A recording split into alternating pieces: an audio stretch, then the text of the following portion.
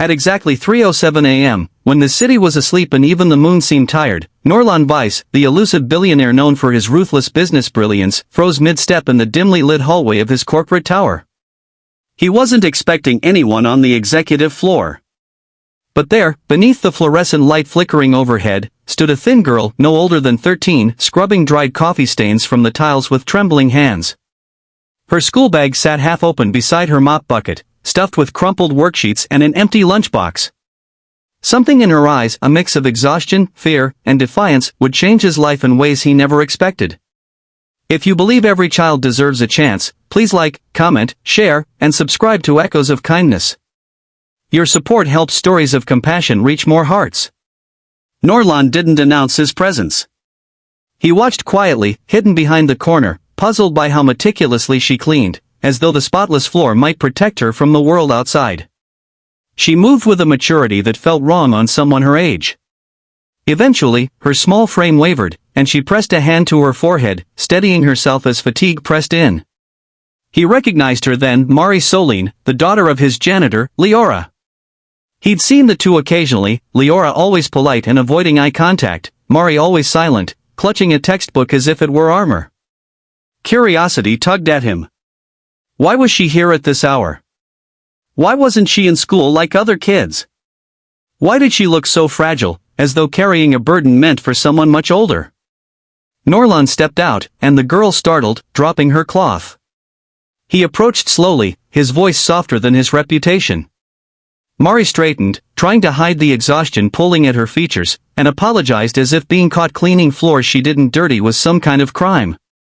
He didn't confront her, didn't ask sharp questions. Instead, he asked if she was okay.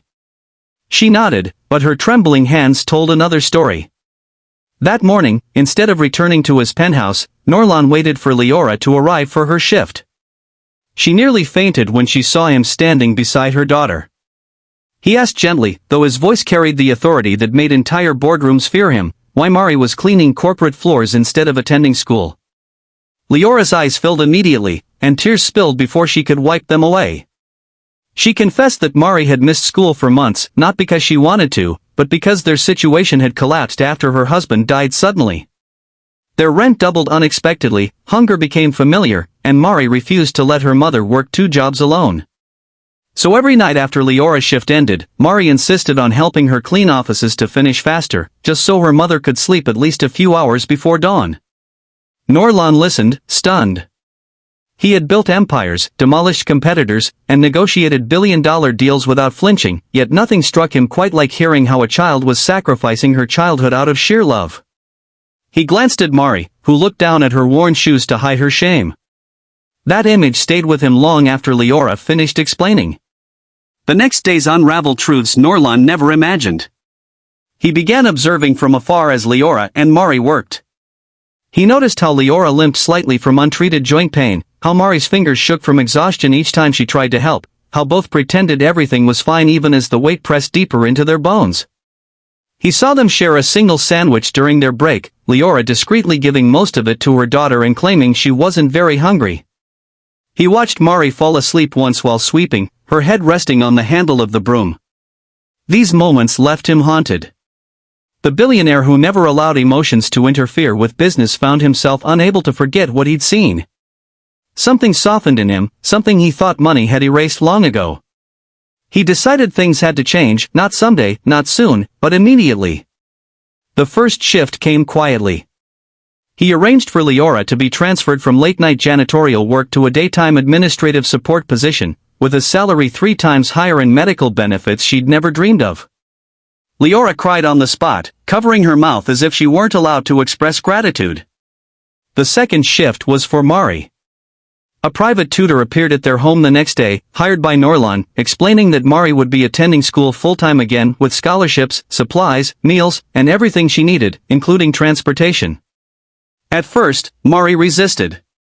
She felt guilty, as if she were abandoning her mother. But Leora held her face and insisted she deserved to be a child, to dream again, to learn without fear. Slowly, Mari embraced the chance, though doubt still shadowed her eyes. Norlan didn't stop there. He visited the school personally, something unheard of for someone of his status, and ensured Mari would be protected, welcomed, and supported. Teachers who had once dismissed her absence now understood her struggle, and some even volunteered to help her catch up.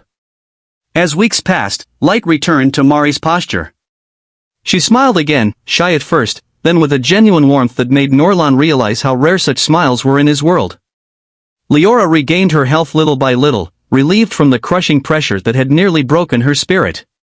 And Norlan, who had always believed caring was a weakness, discovered a different kind of strength and compassion. But the turning point came on a bright afternoon when Mari approached him outside the company building.